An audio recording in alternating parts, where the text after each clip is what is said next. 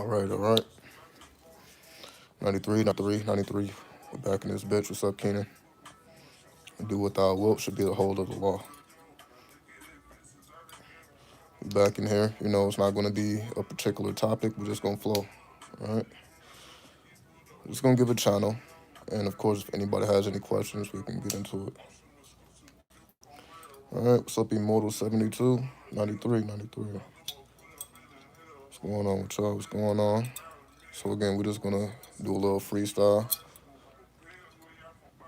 All right. Shit, you funny as hell, man. You like the frames? Yeah, the frames is cool, man. Frames is cool. I appreciate it. Yeah, they pretty cool. They pretty cool. Pick me up a couple pair. You know what I mean? Just trying to enhance the style. Like I said, just trying to enhance the style. All right? Just adding on piece by piece by piece by piece. You know? Just got a nice little, just say, just adding on little pieces. Just adding on little pieces, little stuff, We ain't doing nothing too crazy. We're just adding on little pieces. But I'm going to get the chemicals in my system so we can go ahead and get this started. All right? So I'm not going to come on here talking about work and all that extra shit. We're just going to get straight into it.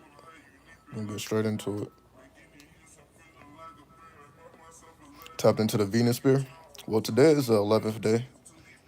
And those who understand the lessons, we understand the 11th represent, you keeping your word bond.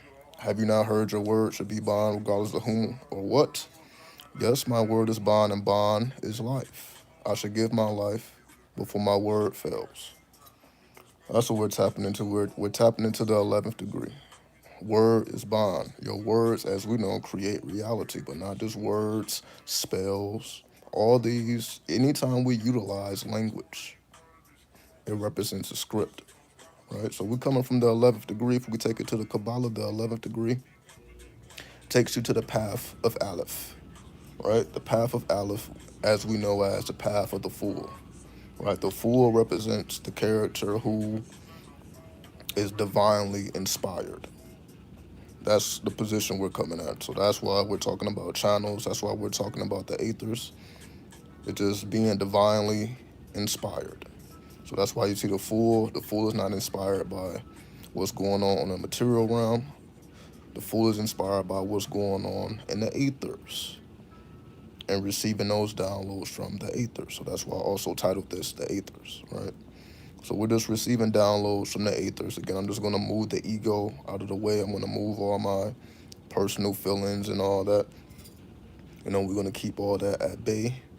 And we're just going to give the proper energy, what needs to be shared, what needs to be given. And so I'm just going to come here, do my job, do my duty. And we're going to keep it moving, right? What's up, Osmosis 93? So again, I'm not going to waste too much time here. Just giving y'all a quick introduction. So let's go ahead and get into it, right? So we're going to do a couple inhales, take a little sip, and we'll get right into it, right? So we're going to make it ritualistic. Again, this isn't anything recreational. We're doing this the proper way. You know what I mean? So if you're going to get faded, if you're going to get twisted, whatever you want to call it, you might as well receive some spiritual downloads from the Aethyrs, because that's exactly where we're going, right? So if we're going to spend time in the Aethyrs, we might as well receive some downloads instead of just, having a good time. Right? Nothing wrong with having a good time, but we always want to be aware of that. Some of us, as we call ourselves the chosen, we are the ones that should be receiving the downloads at all times. We have to be the ones that are willing to sacrifice while others play, right? While others play, you must be writing the script at all times so that they have something to play to as the soundtrack. We have to give people the soundtrack of life. But in order for us to give people their soundtracks of life, whether it's their motivational sayings, the music, the fashion, the influence, whatever influence we may have to give, all this comes from the Aethyrs. Our willingness to make that sacrifice and go into the Aethyrs and make some sense of it. So from that perspective, we are talking about Venus because Venus represents shape and form, giving things shape and form, which represents birth, right? So in that essence, we are talking about Venus giving shape and form to the Aethers, which is normally just a bunch of mist and chaos to the average person. So we're attempting to make a bunch of mist and chaos make some type of sense, make it tangible so that we can extract some type of wisdom from it. Right. So again, while everybody knows getting high, getting blazed, getting spirited, whatever you want to call it, they're just going into the mist, they're just going into the chaos. But it's not too often that they download and they actually capture what's actually going on in the Aethys, right? So that's what makes us different than everybody else. We actually strive to capture what's going on in the Aethys and translate it into music, again, motivation, influence, sayings, poetry, whatever it is that you do creatively. All this will come from the Aethys. All right. So just now that we understand that, let's get into it.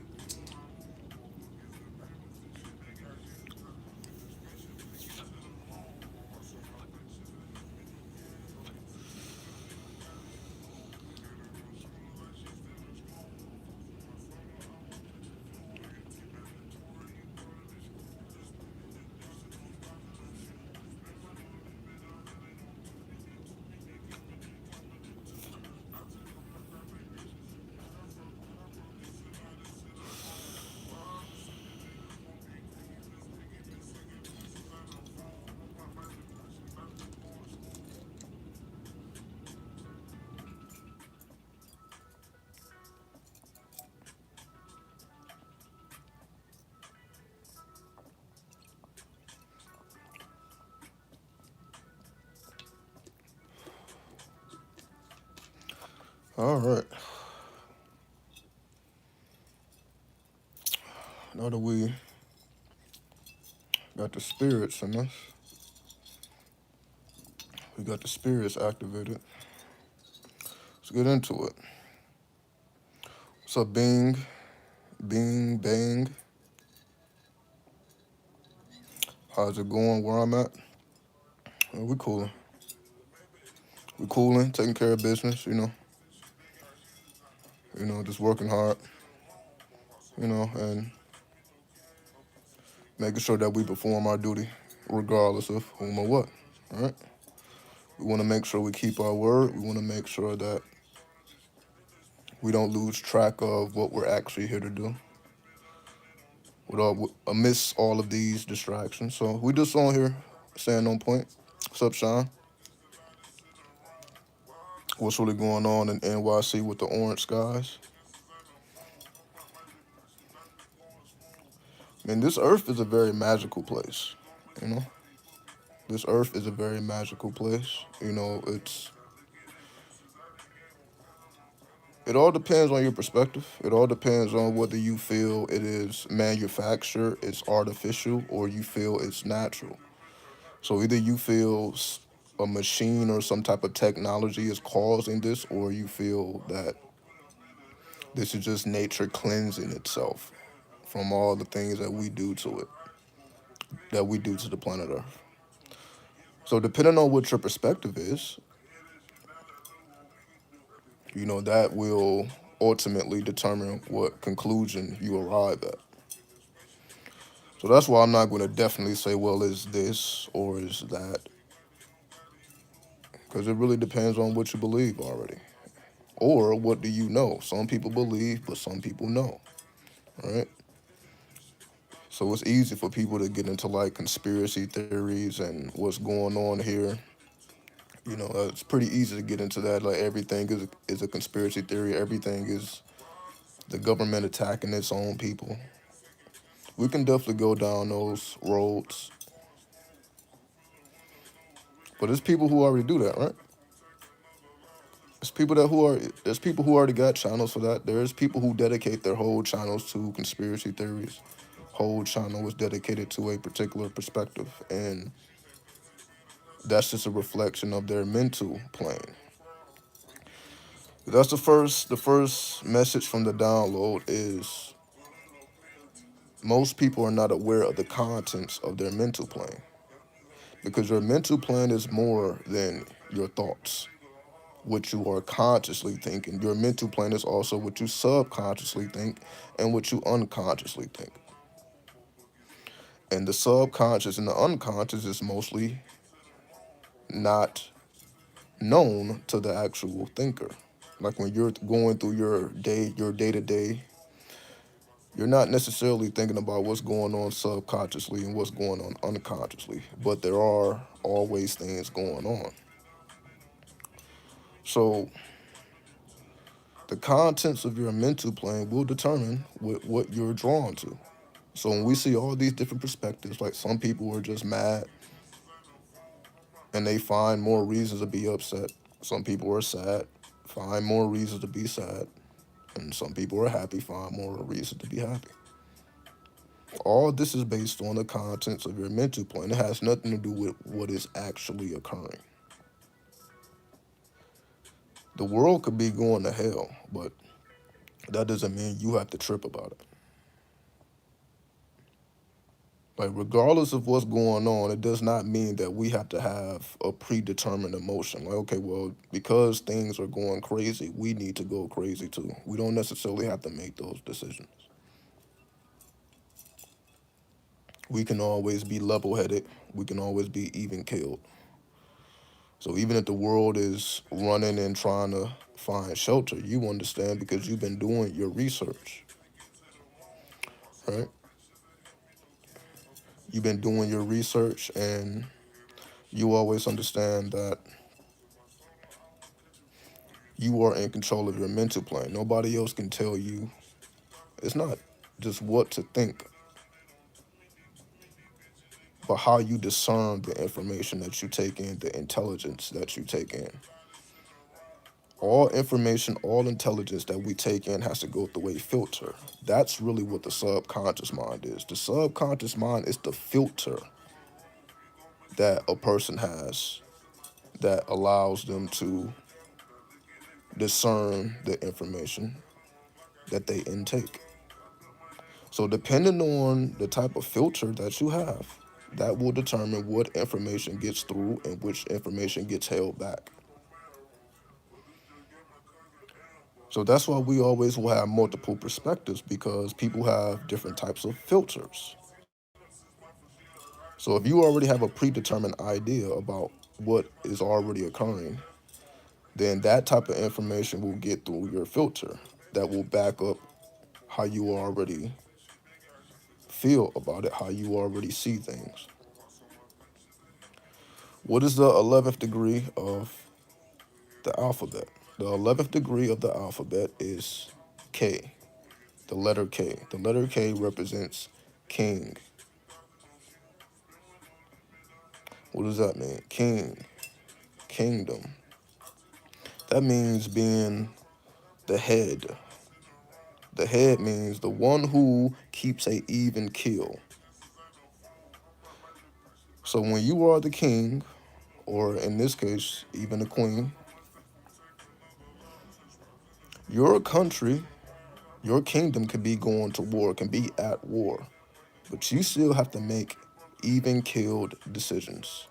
You still have to discern the real from the fake. You still have to go through all these mental processes, right? You don't get to just go crazy.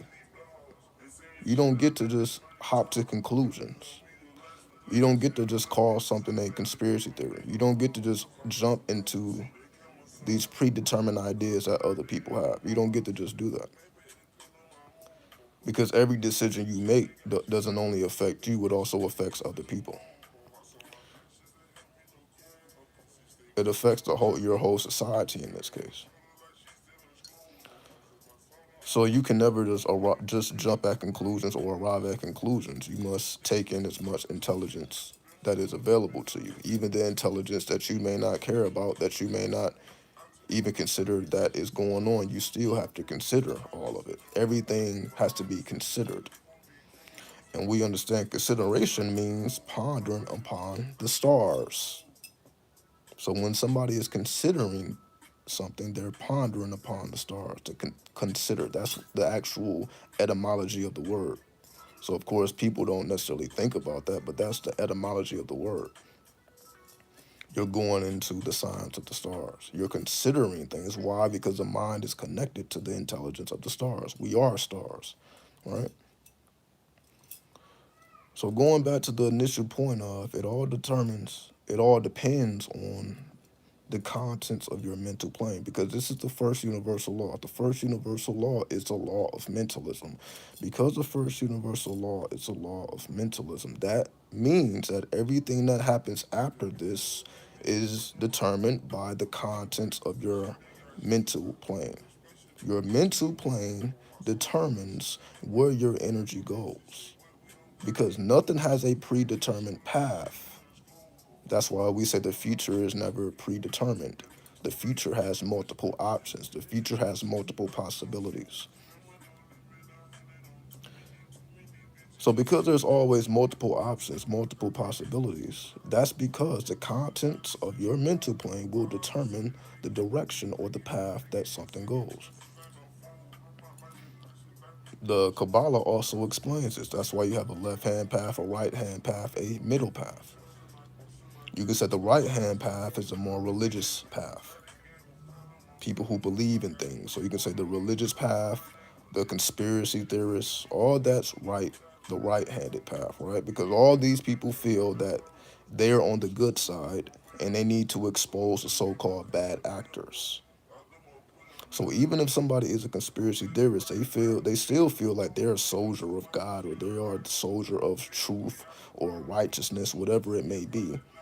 And they're trying to weed out all the wickedness of the world.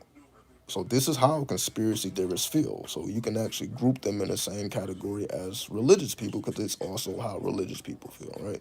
Anybody who's out here to expose and who's to take the covers off of the hidden reality, all these people can be considered right-hand pathers, right? They're the truth fighters. They're all about truth. They're all about justice, so on and so forth, right?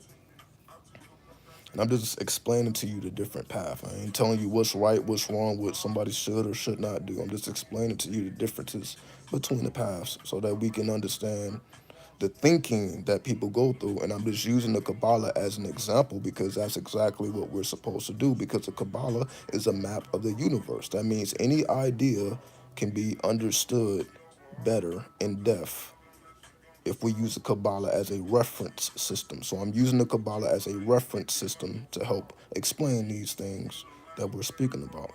So Harpy's Nest, 93, right? So if that's the right-hand path, then you have the left-hand path, right? So if we break down the left-hand path, these are not necessarily people who feel that they're the most righteous. They are the messengers of God. They are the light that everybody needs to see. They actually prefer the dark. They prefer the dark matter and the dark energy, which is what the universe is composed of. They prefer, you can say, a more infamous path instead of a path of being famous and being known. They prefer infamy, right? We speak about this a lot on this channel. It's not about being famous, it's about being infamous. It's about infamy. It's about knowing how to navigate these underworlds and these paths that are less traveled, that actually may have to be forged from the ground up.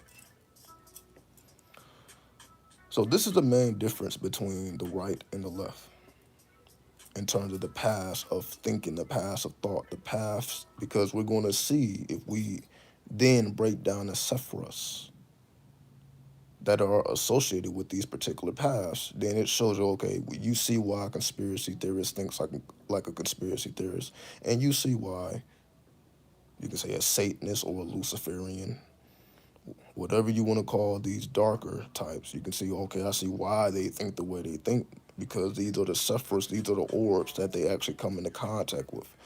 Let's give an example, right? Let's go back to the right-hand path. The right-hand path is composed of the Sephiros of Chokmah, which will be the number 2. Then we have the number 4, Chesed. Then we have the number 7, the Zach. Those are the three sephiras of the right hand path. In other words, we can break this down as the planet Neptune, the planet Jupiter, and the planet Venus. So you have Neptune, Jupiter, and Venus. So when we think about the right hand path, what does Neptune have to do with the right hand path? With the Neptunians of the world, these are the people that believe. These are the people whose thinking goes far out, right? That's why they're called conspiracy theorists or pseudoscientists or pseudoists. These are all these people whose thoughts go way to the outskirts of the universe, all right? They far, as we call, these are people who have far out thoughts. Their thoughts are pretty far out because Neptune is pretty far from the sun. Neptune also deals with, spirits, not necessarily spirits, but the idea that the world is spiritual. Everybody doesn't believe the world is spiritual. Some people believe this is just all numbers and mathematics. So if you are under the belief that there is a God, you can say, if you are a believer in a God, there's a God that's controlling all these things, pulling all the strings. That's more so what a Neptunian is, right? A believer that there are higher forces at play. Then you have Jupiter, which is the energy of religion, right? So that's a little more closer to the sun. That's dealing with Jupiter. Jupiter deals with religion, but Jupiter then also goes into politics and laws, and it goes into scripture, right? So Jupiter, you could say, goes into scripture. Christians have a Bible, Muslims have a Quran, Jews have a Torah, so on and so forth. Now Jupiter goes into scripture. So Neptune is the belief system. Then Jupiter is the scripture. Then we have Venus, right?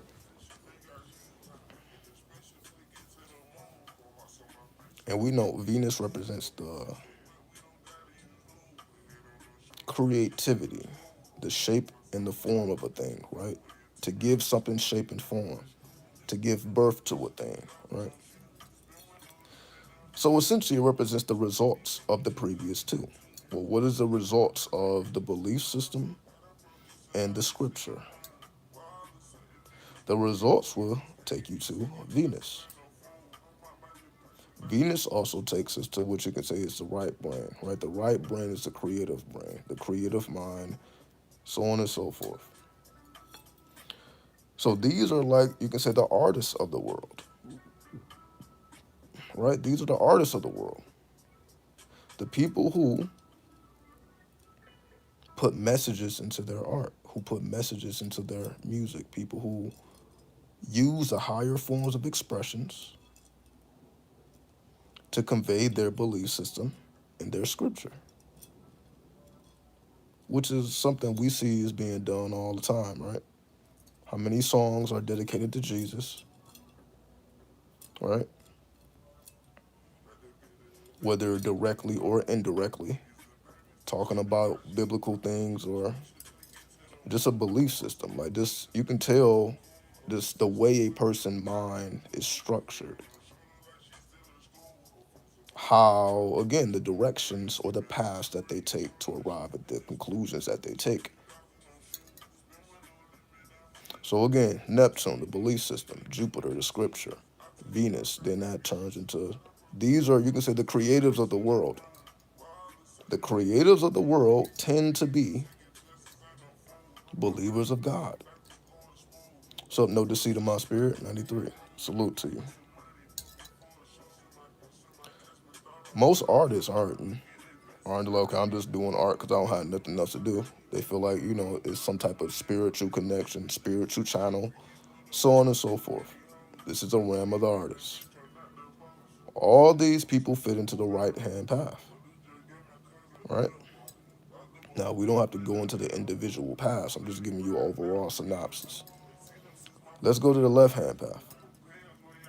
The left hand path will take us to Bina, Geberah, and Hud. In other words, Saturn, Mars, and Mercury. Now, this is how a left hand path type of person would go about their how they deconstruct things. So first you're going through Saturn. Saturn represents the harsh truth. Jupiter, you can say, represents the truth, but Saturn is the harsh truth. Right? Saturn is a lot more harsh. Jupiter is all about mercy. Saturn is all about harshness. So Saturn will teach you a lesson by allowing you to bump your head.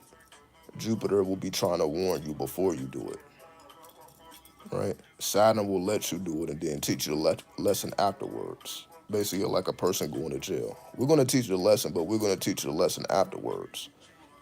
Versus somebody who's trying to warn a person of doing these things before they do them. So a left-hand pather, that's so since you're being influenced by Saturn, first and foremost, and we know Saturn also represents Satan. So that lets you know right there why these people are called Satanists and Luciferians and associated with the Baphomet and the devil and all that. That's strictly because of Bina. That's because of Saturn. So all this stuff isn't just people just doing things. They don't even realize why they're doing it, right? So Rebecca, so they don't even understand why they're doing it. But as we see when we go through the Kabbalah, we're like, okay, that's why we call these people devil worshippers, because literally the first energy that they go under is Saturn. So that's why you have that stigma attached to these type of people, these left-hand pathers, right? So when you go beyond Saturn, then you go into Mars. And when we think about the energy of Mars, we know that that is the warrior spirit. That is the spirit of war. So this is why these type of people tend to be a lot more, because Mars, takes you directly into the fires. It takes you to the tower. These are why these people tend to be a lot more, you can say, their message is not really, it can't be confined into a church or a masjid or a temple, right? Why? Because these people tend to be foul-mouthed.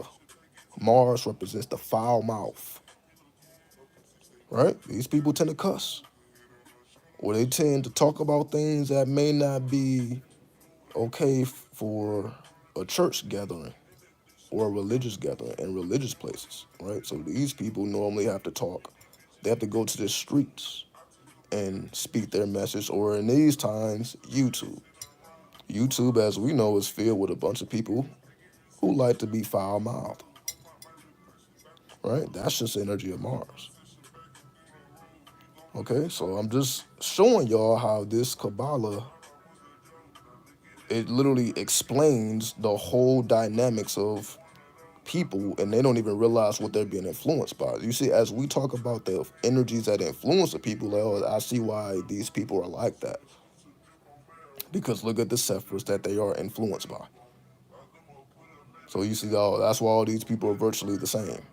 So whether this person is that, this person is this, they don't have to have the same titles, but they have the same disposition because they're going through the same Sephiroths. Going back to the left-hand path, okay, we understand Saturn, we understand Mars. Now we have Mercury. Well, how does Mercury fit into this equation?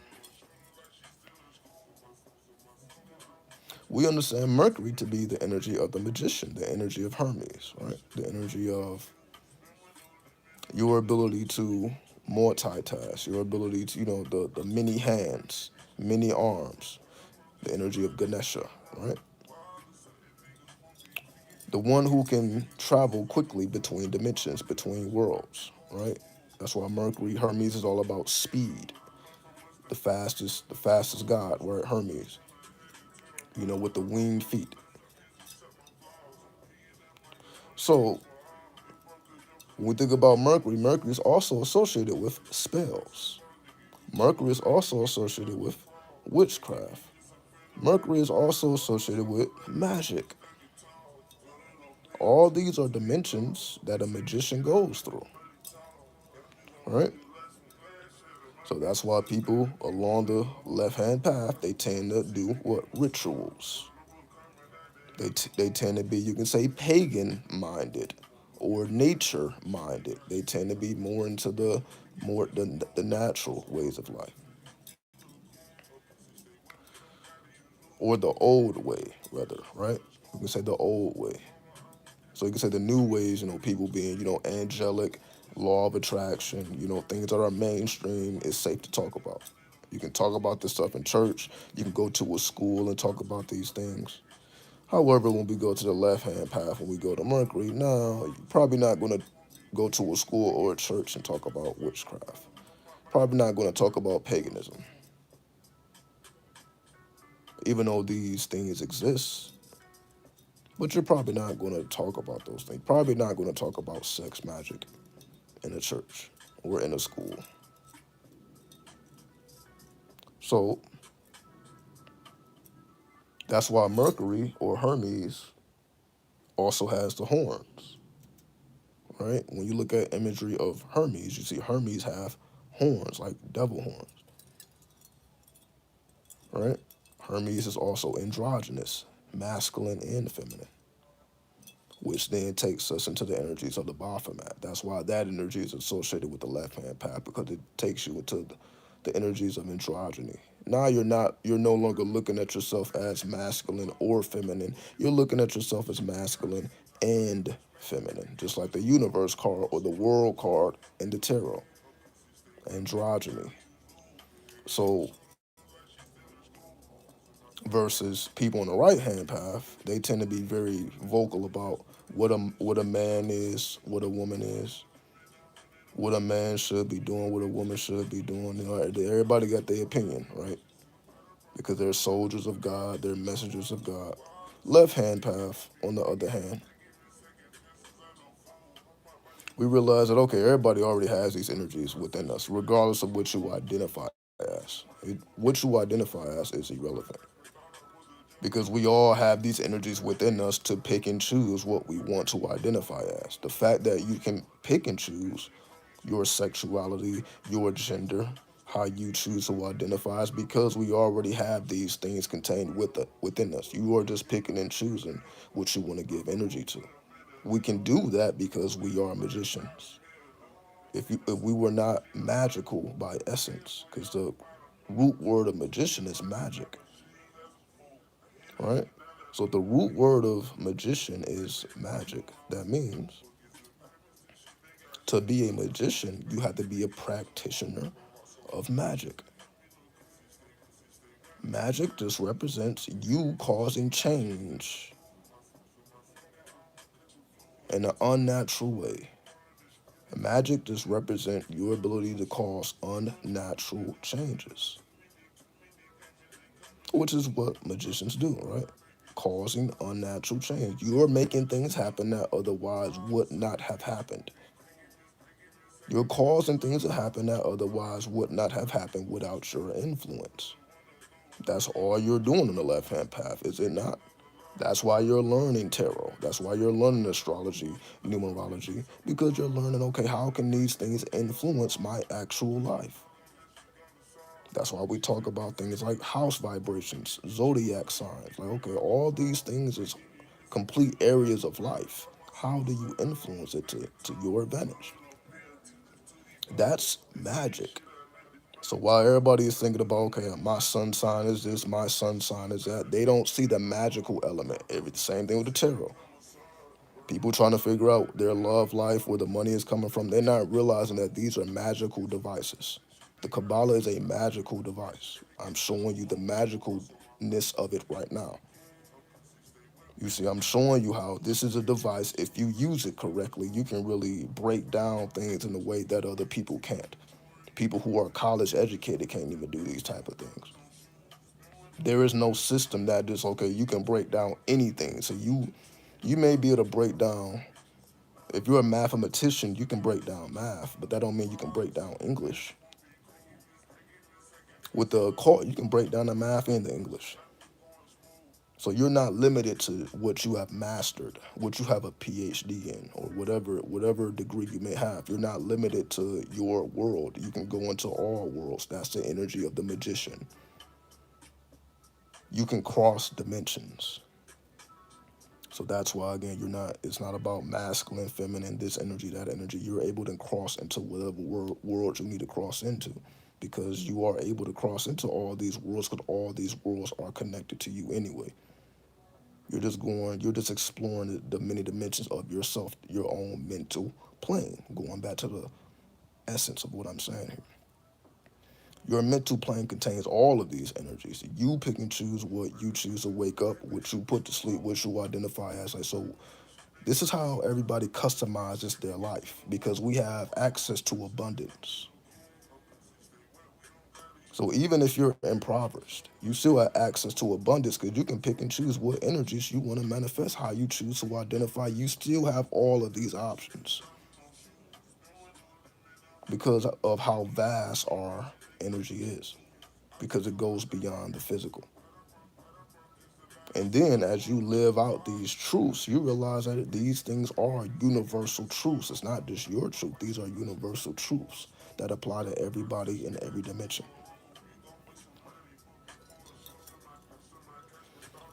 This is how you get into what we call the Aethyrs, because you have to be clear in your mental plane. You have to be clear in your dimensions, meaning you can't, okay, I prefer HUD. I don't care about Nizak. I prefer Geborah. I don't care about Bina. See, that's how the right-handers think. They pick and choose. I don't want to fuck with this person. I want to fuck with that person. Left-hander, it don't matter who I fuck with, because you understand it's chess anyway. That's the harsh truth. Like, all right, well, I can try to pick and choose, but you can still get backstabbed by your friends. So that's still not a. What is that going to do? You can pick and choose. You can have a closed circle. You can still get betrayed and backstabbed. That's not going to stop anything if a person already has a determined idea to hurt you down the line. And just because you're messing with strangers, you can say, because everybody has this, oh, I don't want to really mess with new people. Well, if you are a type of person that mess with strangers, like doing business or dealings, whatever have you, that doesn't mean that they're going to fuck you over. Again, it's all based on the contents of your mental plane, the type of experience that you end up having. There is no determined path, because you can change paths. So you can be going down one way and then change your ways. You can be a street oriented person, then get out of the streets. You can be a corporate person, get out of a corporation, start your own business. So just because you're moving in one direction, that doesn't mean you're gonna keep moving that direction. You can change. That's because we are magicians. We're not stuck to one path or one road. We're not like animals. They can only be what they are. You can be whatever you want to be. That's why you are the supreme, right? That's why you were made in the image of the divine and the demonic, because we have access to all of these worlds. It wouldn't be forbidden if you couldn't influence it. So just because demons and the dark path, all these things are forbidden and you shouldn't be doing them, the fact that you can do it in the first place, let you know it's already a part of you. Because if it wasn't a part of you, you wouldn't have access to it. How could you influence demons if you wasn't one yourself? How could you influence angels if you wasn't one yourself? How could you become a god if you wasn't one? If you're not a part of the god, how could you become a devil if you wasn't a part of it? Because it's already in you. You already are. The Kabbalah is already in you. The tree of life is already in you. You're just awakening certain paths and putting to sleep other paths and gaining that personal experience of who you already are. So when people go through this journey of self-discovery, these are why we have these magical systems of self-discovery. The Kabbalah is a magical system of self-discovery. And again, a magical system, not a philosophical system, Not a religious system, a magical system. Because it's not a determined idea. There's okay that you have to believe in one God or you have to believe in an entity. No, you don't. Oh, you got to take these paths. No, you don't. You can pick what path you choose. You can pick what suffers you work with. You can work in whatever dimension you want to. So it's not a predetermined path. So it's not religious, and it's not a doctrine. There's many different books on the Kabbalah. You don't have to just stick to one. You can create your own book on the Kabbalah based on your own experience, if that's what you choose to do. So it's not religious. It's not based on a doctrine. That's what makes it magical, meaning it is customizable. You customize it to your lifestyle instead of you having to customize yourself to the lifestyle they want you to live, which is what most people are doing. Like, okay, I'm trying to be the best Christian. I'm trying to be the best Muslim. I'm trying to be the best Jew. They're trying to adapt themselves to a predetermined idea. Versus when it comes to the Kabbalah, when it comes to the occult, you customize it to fit who you already are or what you're trying to discover about yourself. It's customized to you instead of you having to customize to it. That's why it's called a left hand path or a right hand path. Now, let's talk about the middle path just to make it all even. Because in the middle path, you have what is called Doth, Tabarif, and Yasud, as well as Malkuf. But we don't even have to deal with Doth. We don't even have to go into the underworld. We can just deal with the three. Let's keep it simple. The sun, moon, and the earth. Tabarif, Yasud, Malkuf. So if somebody decided to take the middle path, you're going, instead of dealing with the planets, you're dealing directly with the sun, the moon, and the earth. We know that the sun and moon are magical devices. We can call them planets, but planets, constellations, these are all magical devices because you can tap into it. You can tap into the essence of the sun and learn and extract wisdom from the sun directly.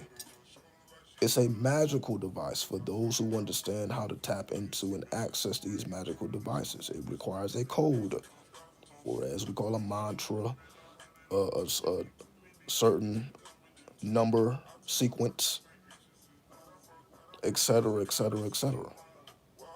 Do you know the mantra? Do you know the number sequence? Do you know the deity,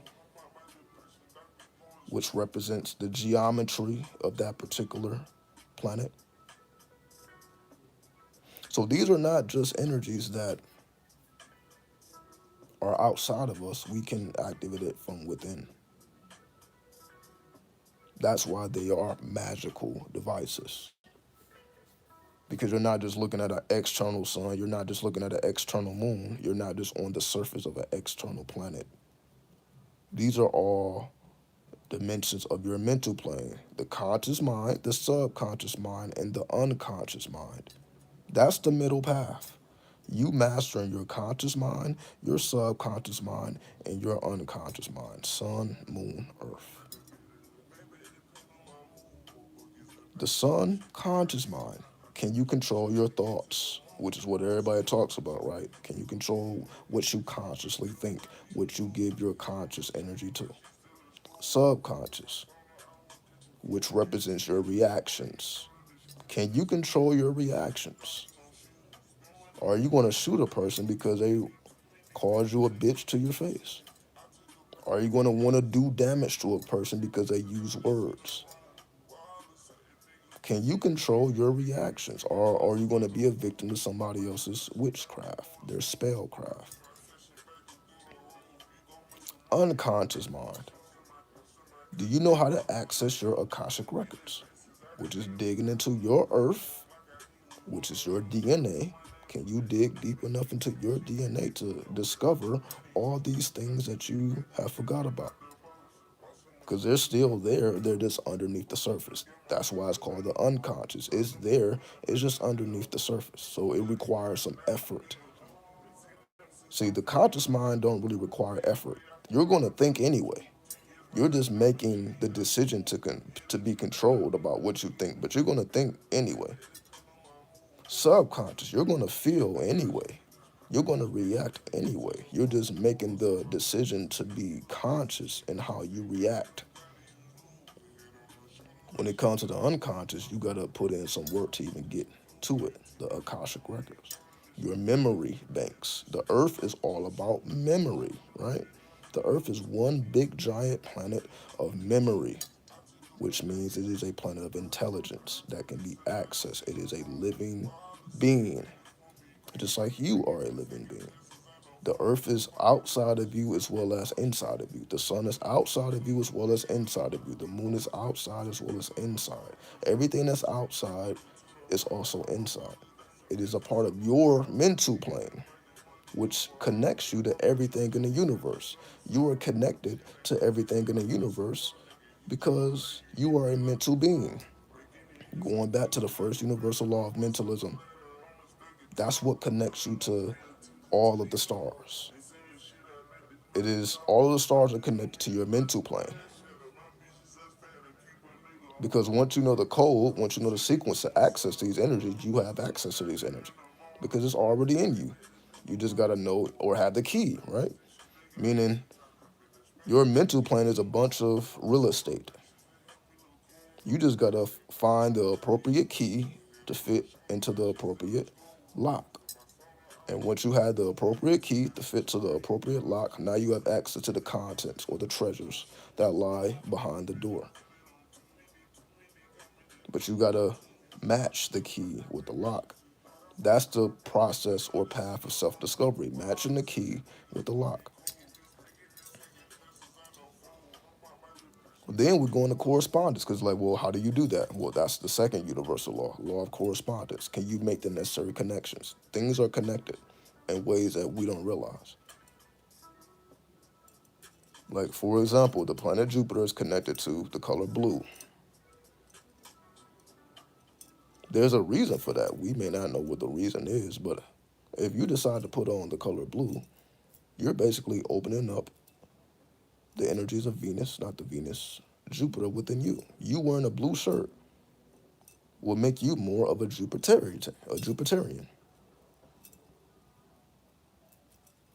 So based on what your Jupiter sign is, like your Jupiter may be in Leo, may be in Cancer, may be in Aries, that will be enforced just because of the color that you are wearing, or even imagine. So even if you're not wearing it, you just imagining the color blue brings out or causes your subconscious to react in a certain way because everything is interconnected. That's the law of correspondence. Like, did you know that certain things are connected to other things? So you can use this as a substitute to activate this energy. For example, a substitute for blood is pomegranate. If you have that, that's a substitute. So it's just as effective as the real thing. So the law of correspondence is a law of substitutes. So if you don't have the real thing, so for example, there are some magical rituals that require, let's just say, bones. You may not be able to go to a graveyard and find a skull and bones and all that. That may not be easy to do. So you would need a substitute to get that same effect.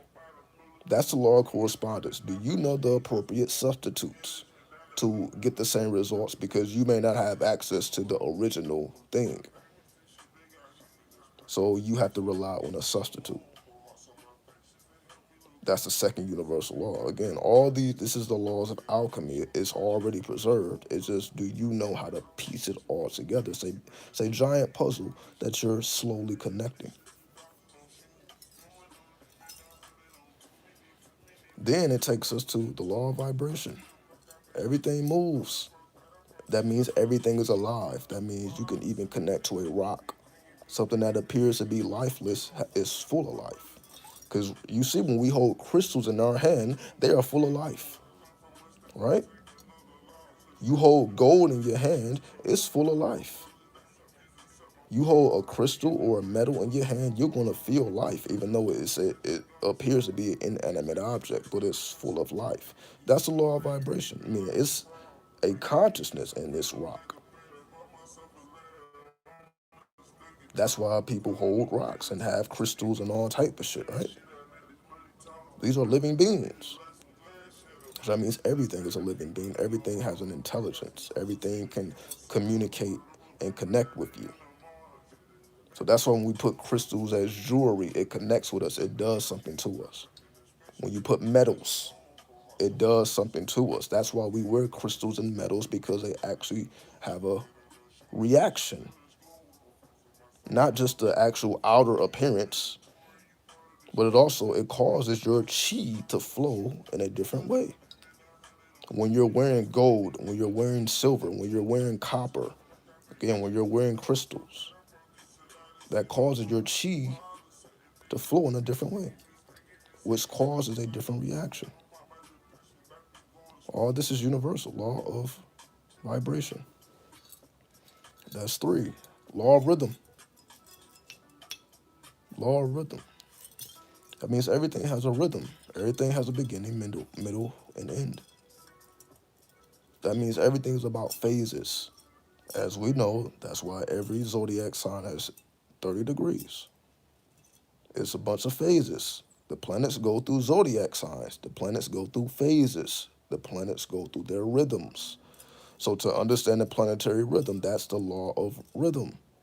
That's why the planets do what they do. That's why you do what you do, because everything is based on a law of rhythm.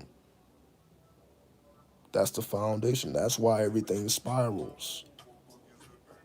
So not only is everything living, the law of vibration, everything spirals.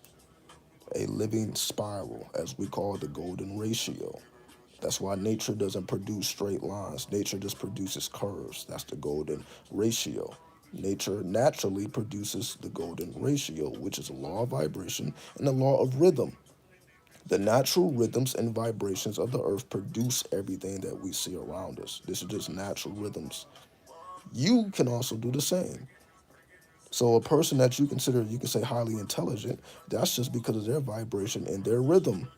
They tapped into a high vibration inside of themselves, and they can project it outside of themselves. So vibration and rhythm will determine the intelligence that you have the ability to tap into. All right, so that's four. Law of mentalism, law of correspondence, law of vibration, law of rhythm.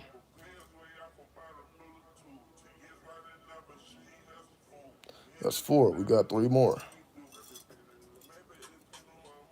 We also have what is called the law of gender, which is what we were talking about earlier, the law of gender.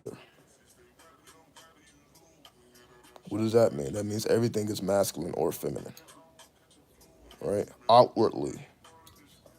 So as I was saying before, we can identify with whatever we identify as, but outwardly we would either be masculine or feminine, regardless of whatever energy you identify as internally. Your external manifestation will either be masculine or feminine. And even that can be changed. It can be masculine and as they call, that's what a transsexual is. You can be masculine, transfer to feminine, feminine transfer to the masculine. But you're going to be one or the other. Outwardly, that's animals, that's everything. That's why a magnet has a negative side and a positive side. Battery has a negative and a positive, right? So everything will have a negative and a positive. So that means you must not only understand positive energy, you must also understand negative energy. So not only do you need to understand what energies multiply what you're doing, you must also understand energies that take away from what you're doing. So that's not just people. Well, certain people should be around, certain people should not be around. Certain vibrations and frequencies you shouldn't be around, depending on what you're trying to accomplish, and other vibrations you should be around. This is the law of gender, positive energy and negative energy. You need to know what energies add on to what you're doing and what energies take away from what you're doing. Again, that's animals, that's people, that's places, that's numbers, that's everything. So that you can properly align yourself where your energy can be multiplied, or when you need to remove energies from you, you know how to go to certain locations, people, places, things to get certain energies off of you. So you see it, that's a whole science, how to multiply energy and how to get energy off of you. All this is based on energy, positive or negative.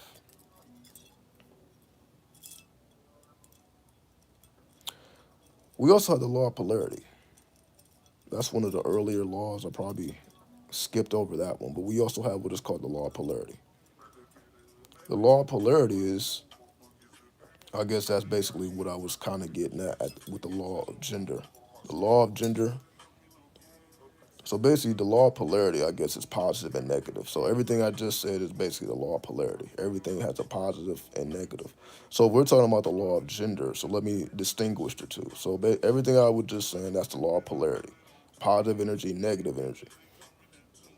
So when we're talking about the law of gender, that's basically masculine and feminine. So basically what they're saying here is there's a difference between masculine and feminine and positive and negative. Because we tend to put these energies together. Well, masculine is positive, then the feminine is negative, right? We tend to put those together. But these are separate energies that we have to understand separately before we put them together. So we must separately understand the difference between positive and negative, but also the difference between masculine and feminine, not just outwardly, but also inwardly, right? Because depending on what culture you're in, the sun is either masculine or feminine. Basically, if you are Islamic, the sun isn't masculine, the sun is feminine. Just as an example. Like, based on the Gregorian calendar, the sun is masculine, right? Everything is based off of the sun, right? Everything, the holidays, everything is based off of the sun. But in Islam, everything is based off of the moon. So even the sun is a feminine energy. It's masculine as it appears to be, is actually a feminine energy. So it's masculine but feminine. Just to give you an example. So masculine doesn't always equal positive. Masculine can also sometimes represent or equal into feminine. And so that means feminine doesn't always equal into negative. Feminine can also sometimes equal a positive. So that's the difference between the law of polarity and the law of gender, so that we can distinguish them. So it can be masculine positive or masculine negative, feminine positive or feminine negative, and those give you different results, right? And we can also see that within people. So just because you're looking at a man, that man can be positively influenced or negatively influenced, be more positive, more negative. Just because you're looking at a woman, that doesn't automatically mean she's negative. She can also be positive. And again, not negative and positive as in good and bad. Just negative and positive just based off of energy. The nature of positive energy is more electric. The nature of negative energy is more magnetic. So now we're going into magnetism and electricity. So positive, so I'm saying positive and negative, we're really talking about electricity and magnetism. If we want to understand magnetism, we have to understand electricity. We got to understand the difference between magnetism, the difference between electricity. Magnetism is what draws everything together. It's that magnetic pull. Electricity is why everything is alive. Everything has an aura. We can communicate from one edge of the universe to another edge. All that's electricity.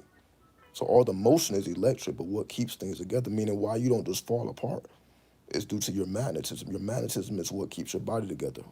When a person dies, they lose their magnetism, which is why the body dissolves. It's because of the loss of magnetism. Then when you touch a person's body and their body is cold, it's because there's no electricity there. Your electricity is what keep your body warm, will keep the heart pumping. So you got both positive and negative at the same time. right? Keeping us alive at all times. Then we go into the last universal law, which is the law of causality or cause and effect, as we call karma. Karma, according to the Buddha, is due to your thoughts, which goes back to the first universal law. So the law of causality is actually connected to the first universal law. Because again, the Buddha didn't believe in a God, the Buddha believed in a consciousness.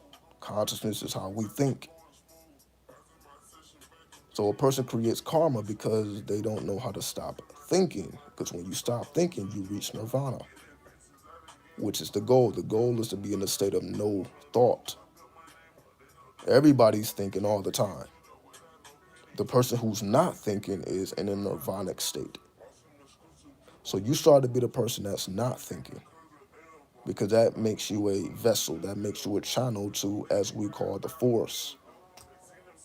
You can channel the force because your own thoughts are not in the way, which is basically reckless thoughts anyway. 95% of people's thoughts is useless. It's only 5% of most people's thoughts that's useful.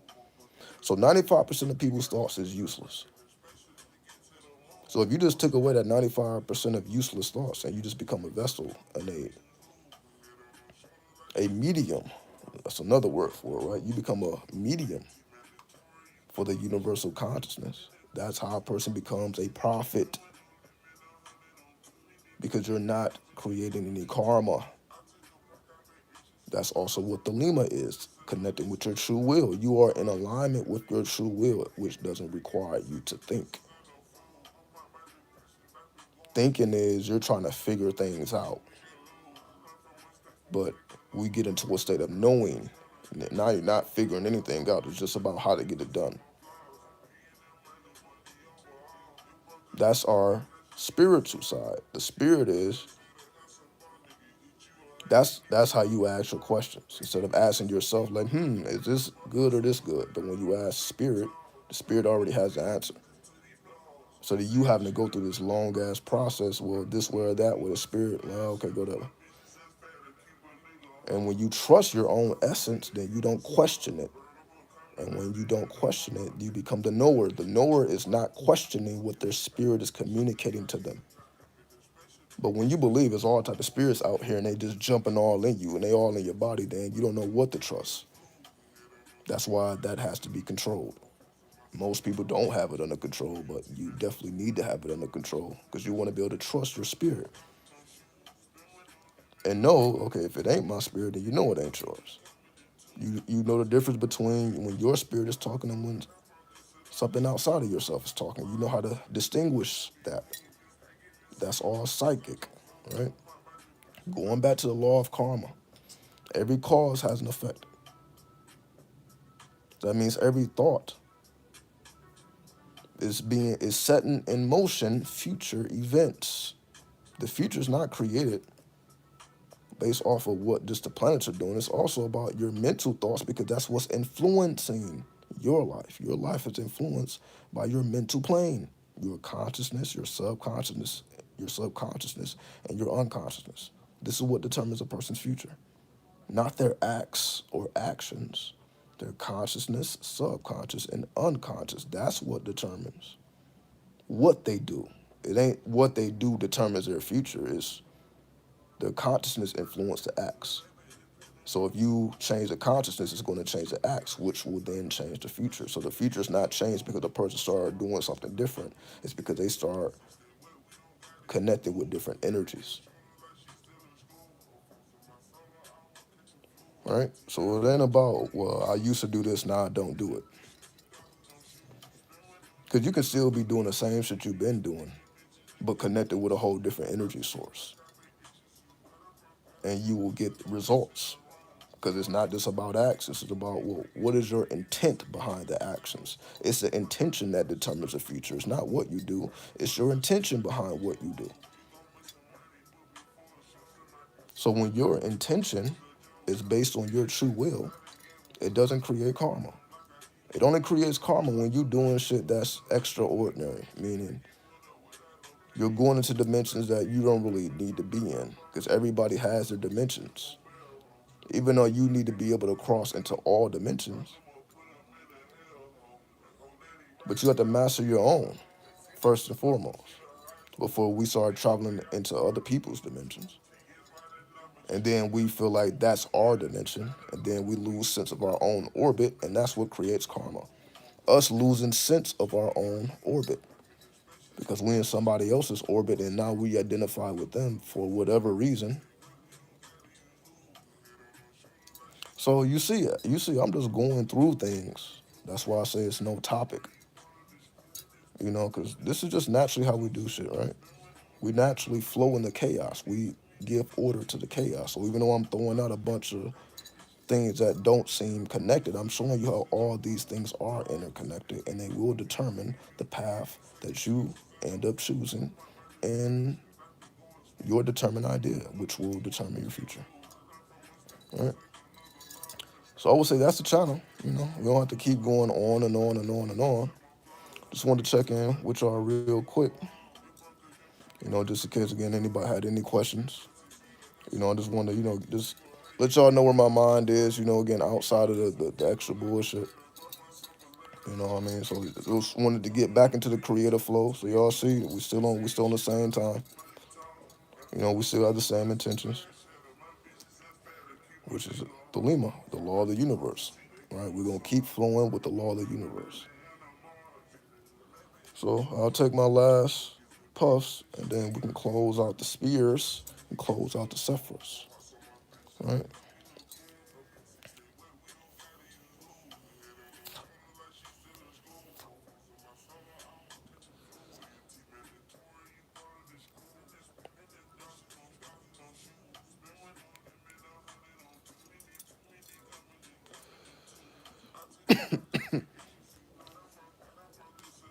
I have no idea what these what these crystals are. I couldn't even tell you. I ain't even. I'm like I just like the way they look. I ain't even asked what they was. Because honestly, for me, it's about how the energy feels. I don't really care about what people already think crystals do. Like, for example, let's just say amethyst. Well, amethyst does this, it's good for this, it's good for that.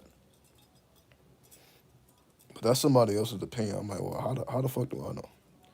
So when I work with crystals or metals or anything that I work with, I do so with self-discovery. I'm like, okay, well, how does it make me feel? What is it? I want to see, okay, well, does my personal experience match with what they're saying?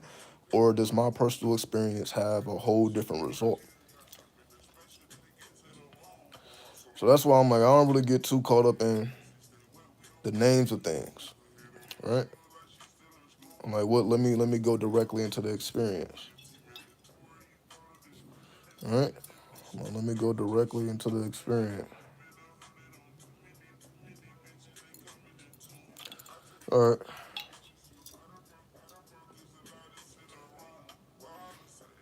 but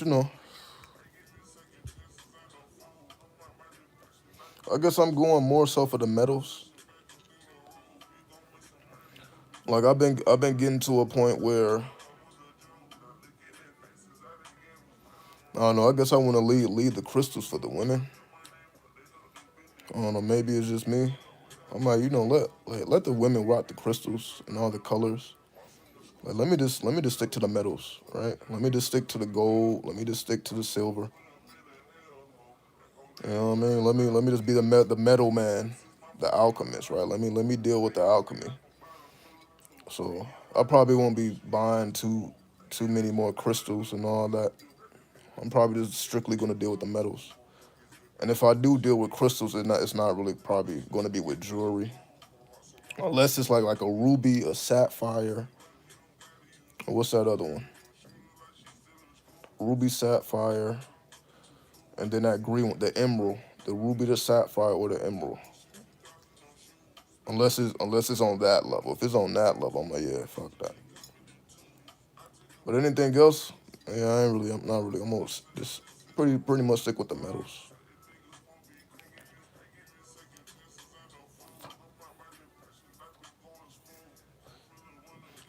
And the reason I say that is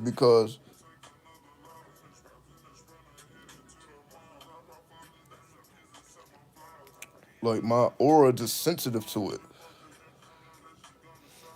Like for example, the reason I'm wearing a watch now is because for whatever reason, this arm, my right arm, just likes the feel of metal. That's why I will always have a watch on. It ain't really about the outward appearance. It's about the metal interacting with my skin and my aura. It's like that. My aura wants that metal to be in the atmosphere. That's why again I got the metal rings, right? So a metal. It's like I can remember, like my fingers be. I can feel the metal on my fingers even when the metal is not on my fingers, right? I can feel. You can say the watch on my wrist even when the watch is not on my wrist. So it's like the memory is still there. So like whenever I feel that, I'm like, all right, yeah, let me just go ahead and put the watch on. Let me go and put on, some type of metal. Like my aura wants some type of metal. I don't really feel that with the crystals. I may have felt that initially, but I don't really feel like okay, my neck just wants some amethyst around it, or I need to get some tiger's eye or something like that. It don't really be like it just be like that with the metals. So that's why I'm saying I'm like the metals actually my aura like it's like it the memory the imprint that the metal has on my aura is a lot more stronger. Because even when I take the metals off, I still feel them. So then it just makes me want to put the metal on because I feel it. I'm like, even though it's not on, I feel like it's on. Like, let me go and just put it on, right? But that's just my personal experience. It's just that my right hand is super sensitive. That's why, as you see, the watch is on my right hand, right? Most people wear watches on their left hand. You see, my left hand doesn't have anything on it other than the metal, right? So just that, right? So that lets you know the fact that the watch is on the right hand instead of the left hand, because like that's where I feel the watch is supposed to be. That's why I put that's like, and this ain't just start with this one. Like whenever this has been my whole life, I've never put watches on my left wrist. It just never felt like it's supposed to be there. But again, the left side of the body is different than the right side of the body. For me, it's just the right side of my body is more sensitive than the left side, right? For other people, it may be opposite. But for me, my right side of my body is way more sensitive. This is the spiritual side of my body. This is how the spirit communicates with me mainly through the right side of my body. So again, like when I need to pay attention to something, or when I'm going through thoughts, and I hit like a thought that I should go deeper into, then again my body it tense up. The right side of my body it tense up or something. It's like I will have a reaction. It will be some type of physical reaction. I'm like, okay, let me go back to that. Then it will react again. So the spirit is like within my muscles and shit. The electricity alters. So everything. So that's when I know. Okay, There's something going on here. It's right side of my body reacts. So it ain't really the left side, right? The left side is just always just stable. This is a stable side, but the right side is like reacting to things. I can be walking down the street and like I just react to things. So that's right side of my body, right? Again, for other people, it may be the left side of their body. So yeah, my right side of my body is a lot more sensitive. So that's what I mean by like. So when it would be my right wrist. I would be feeling like I need some metal on my right wrist, which would basically just means put a watch on, right? So it's always been that way. So even since I was a child, I will always put my watch on my right wrist because that's just where it felt it should be. I would feel how the metal feels on the skin. I would be feeling that on the right side. I never felt that on the left side. All right, so that's why on the left side I may just throw whatever on the left side. Right, it really don't matter what's on the left side. Sometimes I just match the left with the right, but I've never wore watches on the left side because they never felt like they belonged on the left side. Like the left side is already complete. The left side don't even need jewelry, don't need rings. But when I put the rings and stuff on the right side, I feel like it feels different. I can feel my aura change when I put on the gold or the silver or the steel, whatever the metal is. It's like oh, I see that my aura is flowing differently. I can physically feel it. Not so much with the left side. So that's why I got all this on the right side, but on the left side, it's just rings and shit, right? All this is because like my aura is being stimulated. I can feel the stimulation from the metal. Like I can physically feel it because just just the sensitivity of it. And this has been happening over time. It wasn't always like this. It started off small, and as I became more and more spiritual, just working with more spirits, mainly the darker spirits, mainly those forbidden darker spirits. That's so I ain't talking about the lighter spirits. The more I started working with the darker spirits, that's what made me more sensitive. If y'all want the honest truth, the more darker I went, the more sensitive I became. So now I guess I'm just sensitive to the abyss. I'm sensitive to all these subtle energies. Right, I'm very, very sensitive now. Right, so like for example, even with ASMR. Right, I've been watching ASMR since like 2012. I think it was created in like 2010. For some people, they only have ASMR on one side, right? It may be the left ear or the right ear, right? For me, it was just my left ear. So when I would listen to ASMR, I wouldn't get triggered from the right side of the body. I will only get triggered from the left side. So it's like the right side was just not activated. It wouldn't be anything there. So that's 2012. It wasn't until 2018 that the right began to activate. So when we go into like 2023, now the right side is fully activated. It's actually more sensitive. My right side is actually more sensitive than the left side.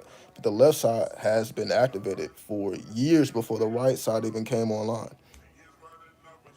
Right? So I started off with just the left side, but then the right side eventually came online due to the spirit work. It wasn't just because I was listening to a bunch of ASMR. It was doing the spirit work, working with the darker spirits. So I'm like, oh, okay, I see what's going on. I'm like, oh, I see why I'm into ASMR. That has something to do with spirit work. That's why I'm even into ASMR. They're like, what the fuck is the connection between ASMR and anything I got to say? This shit is how you develop your sensitivity. What we call tingles is you developing your sensitivity to higher forces, as we call the Aethyrs. So that ain't something that you're just going to be able to tap into. You have to develop your psychic senses, or as we call your sixth sense. ASMR helps you to develop your sixth sense so that you can tap into higher intelligence. I know this because this is exactly what happened to me. I'm like, all right, how do I start off just being sensitive in the left? But eventually, the right side activates. It wasn't always like that. It was just over time, right? But that's just my personal experience. Some people had both sides activated, but I would just like reading comments just over the years. Some people only had one side activated. Even to this day, some people just have one side activated. I probably would only have one side activated if I wasn't doing all this extra stuff, right? So I'm like, there's a connection here. Because again, ASMR didn't start in 2010. That's just when people discovered it online. But ASMR, people have had ASMR since the beginning of time. That's always been a thing. We just didn't put a title over it. It's just a sixth sense. It's sensitive when you're activated. I guess when you're spirited, the sixth sense is just more sensitive, right? But anyway, now I'm just rambling at this point. But again, so we'll get up out of here. I appreciate everybody for tuning in for the channel. Just just want to give y'all some motivation, inspiration. So stay on it. Stay on 93 or whatever you choose to be on, whatever your determined idea is, and I'll holler at y'all. I'll probably put out a pre-recorded video before I do another live stream. Cause I'm thinking. So yeah, I'm gonna do my best to do something more creative before I do another live stream. Cause I'm like, as you see, it's easy to do this goddamn live stream. I can just hit the record button. But when I do the creative things, it take a little time. So if I'm doing the music or the ASMR, that ain't something you can just pop out instantaneous. So you got to do all this editing and all this engineering. So it takes a minute, right? So I'll probably do something creative before the next live stream. But other than that, just stay tuned. Right? So, Victor Hunt, yeah, we about to check out. So, go ahead and watch the playback. A lot of good information came through. So, 93, right? Yeah, no work today. Yeah, off day. Love is the law, love under will.